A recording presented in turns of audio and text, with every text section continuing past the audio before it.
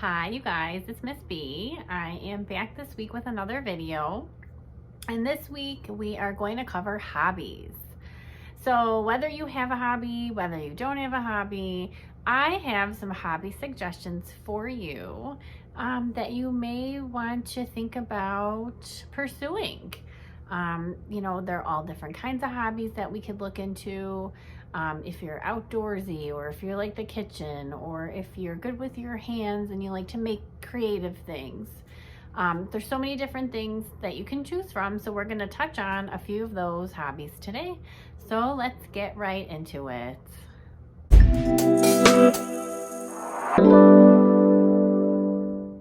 So let's talk about some hobby options that you can try if you don't have a hobby. The first one I came up with is hiking. Now I know hiking isn't for everyone. I never used to be a hiker. This is something new over the last few years that I've gotten into. It might be harder for some to do more than others, but there are some hikes, even if you do have a hard time, that are more flat and still scenic and maybe not so long. So if you wanted to give that a try, you could. If you're good with sports, or you're like in really good shape, you could try to do a hike that would be a little more challenging. Elevations can be challenging rather than staying, just on a flat surface. So there's all different hikes, but generally when you're hiking, you're in a beautiful scenic area and you can take in nature. You're outside. It's great to do with other people. So hiking is definitely one that I thought would be a great hobby. The second hobby that I came up with, I figured while you're hiking, you may want to take a second to sit down and do some fishing. So bring a fishing pole with you the next time you hike and find a nice little river, stream, lake, pond, whatever, and throw out a fishing pole and see if you catch something. You might get lucky and you may bring home dinner on this little fishing excursion that you take. Another great thing about fishing is you're still outside. You can do it generally anywhere. If you dress warm enough, you can do it in the wintertime. There's always ice fishing. If that could be something that you could get into also. But if you're just starting out, try an easy fishing pole. Use those worms or minnows or lures, whatever you want to use, and try to get some fish. So fishing is my number 2. My number 3 is cooking. And if cooking is your hobby, then that fish that you might catch when you're fishing could be cooked while you're in the kitchen. It's super helpful for you. We all have to eat. So if cooking is your hobby, then you could be, making some great dishes for yourself or for other people. So cooking can be a great hobby. There's so many different foods to explore and so many varieties of like appetizers or dinner, breakfast. So soups, crock pot, the list goes on. So cooking is like a huge window of opportunity if you're into that. So even if you're not, give it a try. Cooking, gotta eat anyway. Number 4 I thought would be awesome would be gardening and planting. So even if you have like a small space, or you live in an apartment or a condo, or you don't have like a lot of area to work with to have a really big garden, you can always do container gardens, where if you want to grow tomatoes or herbs or like a smaller plant, you can still grow, fresh herbs or fresh vegetables in a container. Now, if you do have the space and you would like to have a bigger garden, you can certainly do that too outside in your backyard with the permission of the people who you live with. But it's a great hobby, not only just to have a garden, but also just to have like plants in your life.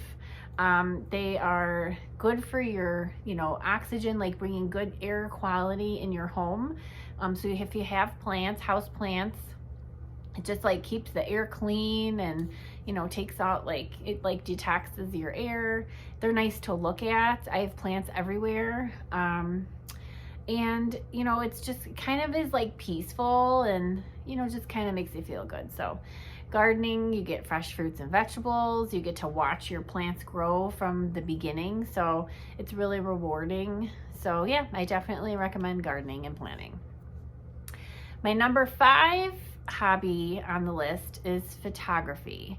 Now, so many of us have like cell phones or tablets where we have like the built-in camera, and I love taking pictures of like landscapes or, you know, just weird things I see on a regular basis. But you can really craft this and become really good at taking pictures. You know, like the more pictures you take, you kind of realize, you know, you can learn lighting or angles or like where things should be when you're looking through the lens. Like there's so much to learn. And it's also really just kind of nice. Like if you take a really good picture of someone and you want to give it to them as a gift, you know, you can do that. Or, you know, you can even like take random pictures and maybe sell them, you know, at a craft show or on a website, or, you know, word of mouth, give them to your friends, sell them to your friends or family. So it can really take you places, and you can also maybe make some cash on it. So photography is another hobby. I had another, number 6 here is playing an instrument. I grew up playing guitar and piano, so that was a fun hobby that I had. But let's say, you know, you want to do something on a smaller scale. There's always learning how to play a harmonica. If you can't have a huge piano in your house, you could always get a keyboard that's a little bit smaller. There's the triangle. It's like shaped in a triangle, and it comes with a little stick that you could play that as well. A tambourine. It has little bells on the side. You shake it and it makes noise, and you can tap it and make noise also. Or even the recorders. I don't know if you guys played with those ever, but it's like a long instrument with holes in it, and you know, you just like make music blowing through the recorder. So that's fun too. Another hobby I have on the list, number 7, creative writing. So I'm a huge advocate of writing. You don't even have to be good at it. Sometimes just putting words on paper, you know, can like open the door to making a story that you never thought you had in your brain. And if you don't want to write a whole story, you can even do like a poem, or just free flow writing, even journaling. I mean, just to free flow with that writing, it's great. You know, and it like releases stress. It releases like pent up feelings you have. You're exercising your brain, so you're keeping that, you know, stimulated. If you write something, you could give it to someone as a gift again. If your writing is good, you could try to sell your writing. I mean, it happens all the time. Blogs are part of writing. So, you know, maybe you think, hey, I have something that I can offer to people. And so, you know, you try to write a blog, or, you know, post something each week, you know, just to kind of help someone else that, you know, may, you know, need some guidance on something. So yeah, creative writing. Love creative writing. Number 8 on the list, drawing and painting. So I know a girl who likes to paint swirls. I know some people who like to do painting on canvas, drawing, you know, anything. It's another great way to creatively express, and even to let go of again, that stress or anxiety or like feelings you're having. Just get it out there and out of your body and onto something else, and make something out of it. Use it to your advantage. You can use chalk, markers, crayons, paints, colored pencils. You know, if you're just starting out and you don't want to spend a lot of money, go to the dollar store. They probably have everything there. I know they do. And if you do this for a while and you're like, hey, I'm kind of into this, you know, maybe you're getting a little better, or you just want to, you know, do it as like a side hustle where you make some money. You could ask for your birthday for someone to give you like a better set of, you know, markers or oil paintings or whatever kind of painting or drawing you're doing. So yeah, painting and drawing, great way to express, great hobby. You can do it inside, even if it's cold out. So, yep. Another one I had on the list was astronomy.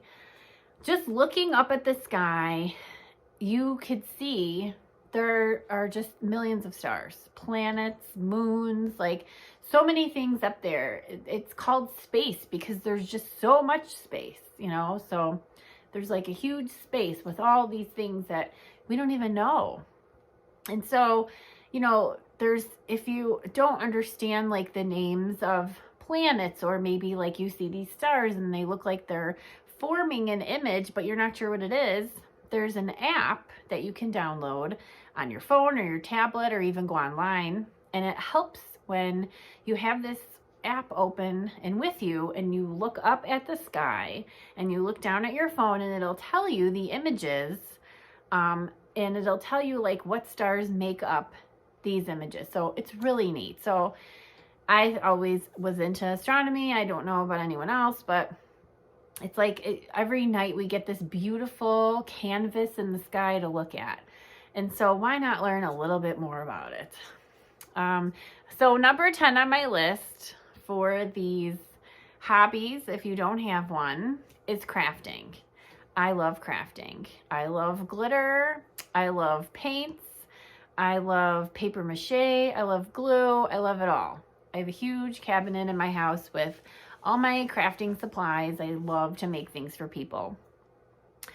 And what's great about crafting is it's something you can do all year round. You know, starting in the beginning of the year, New Year's, you can craft some New Year's stuff. You can craft for Valentine's Day, spring, St. Patrick's Day, summer, like the list goes on, Christmas, Halloween, like every holiday you can make something super cool with crafting.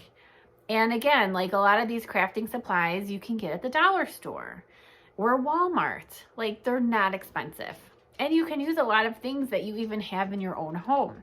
Recycling stuff that you might have that's just sitting around and you're like, well, you know, what do I do with this thing? You could recycle it, craft it, make it awesome, and then reuse it. So it's a really great hobby. I really enjoy it. So these are just a few. These are, 10 hobbies just to kind of get you started on thinking of, what kind of a hobby can I do if I don't have one already? If you have a hobby that you're already doing and you want to share, please feel free to leave a comment. Don't forget to like and subscribe so you get news on when the next video is posted. And it is always great to see you guys. Take care and have a great week. Bye.